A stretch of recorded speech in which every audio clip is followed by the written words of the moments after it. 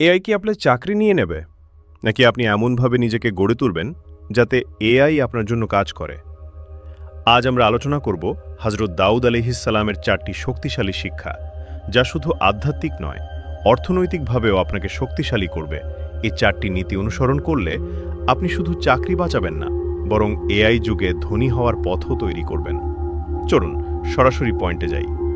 Point 1, হাতে কলমে দক্ষতা শিখুন। হযরত দাউদ আলাইহিসসালাম ছিলেন রাজা, কিন্তু তিনি নিজের হাতে লোহা গলিয়ে বর্ম ও তরবারি তৈরি করতেন। আর আজ এআই রিপোর্ট লিখতে পারে, ডিজাইন বানাতে পারে, কোড লিখতে পারে। কিন্তু একজন মানুষ যিনি বাস্তবে মেশিন বানাতে পারেন, কিছু তৈরি করতে পারেন, সমস্যার সমাধান করতে পারেন, তাকে সহজে সরানো যায় না। তাই শুধু ডিগ্রি নয়, একটি বাস্তব দক্ষতা শিখুন। যেমন কোনো হাতের কাজ, টেকনিক্যাল কাজ, programming plus hardware, digital manufacturing বা যে কোনো উৎপাদনমূলক স্কিল।